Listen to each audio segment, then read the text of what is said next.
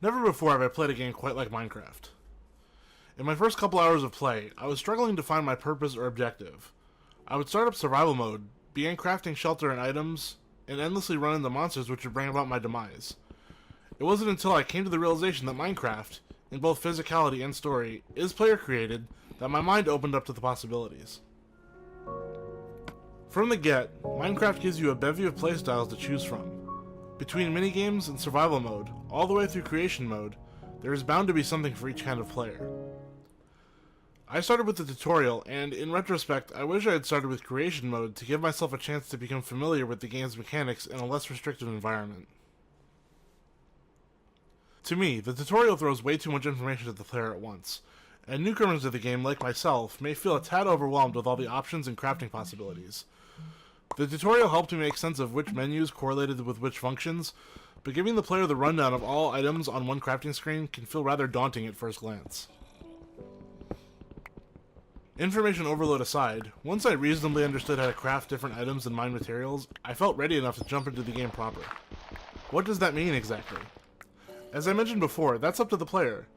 You could play some minigames with friends, survive through the night in survival, or just build some cool stuff in creative mode. For me, creative mode is where the game shines the brightest. Not because I'm a particularly creative person when it comes to building things, but because of the total and unbounded freedom afforded by creative mode. Not only do you have an inventory full of each type of material, decoration, weapon, or piece of armor, but you can literally fly through your randomly generated world and find different places to explore. In one world I created, for instance, I found an underground cave where a few bats and zombies lived. As I delved deeper into the cave, I found an abandoned minecart and some broken railway. All I could think was, how did this get down here? As a writer, my mind flourished with potential backstories for this locale, and it's moments like this where I found myself enjoying Minecraft the most. In survival mode, you have fewer luxuries afforded to you. You start out with nothing in your inventory, and you must mine for your materials before you can build anything. In the few survival mode games I created, my first priority was to build a shelter before nightfall, lest zombies or other creatures venture to destroy me. That means first creating tools, which then speeds up the mining process. Once you have plenty of stone mined, or whatever material you wish your shelter to comprise of, you build what, in my case, might be considered a veritable stone shack, just enough to get through the night unscathed. From there, you can move on to other locations, or continue building up your shelter, or really whatever else you want to do. Food and health also play a role in survival mode, and with all these components together, it makes for a more formulaic Minecraft experience. Unfortunately, I was unable to play the Switch version of Minecraft with any other players, but I imagine survival mode is best enjoyed with a small group, whereby you can fortify your shelter and work together to hunt for food and slay monsters.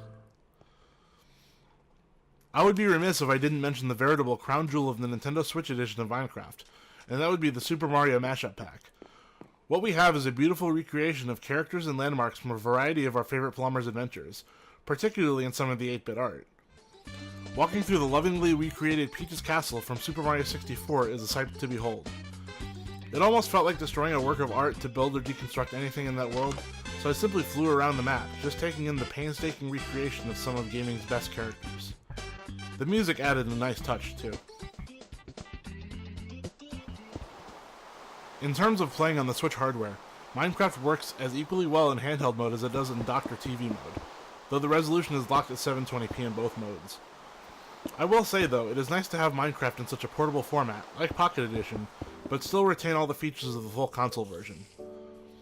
All control schemes worked reasonably well, but I certainly prefer the Pro Controller when docked, although playing in handheld mode or using the Joy-Con grip gets the job done well enough.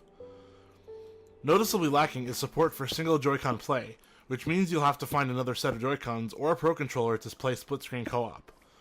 Lack of native voice chat hurts the online multiplayer experience as well, though that seems to be a common theme across multiplayer Switch games these days. Whether you want to play solo or with friends, survive through the night, or roam free to explore or create, Minecraft has a little something for everyone. Different texture packs and world customization options ensure you'll never experience the game the same way twice. And in a game where the story and action is up to the player, that's about as much as we can hope for. While Minecraft might feel overwhelming to series newcomers, it still feels accessible whether or not you take the time to learn the intricacies that come with certain game modes.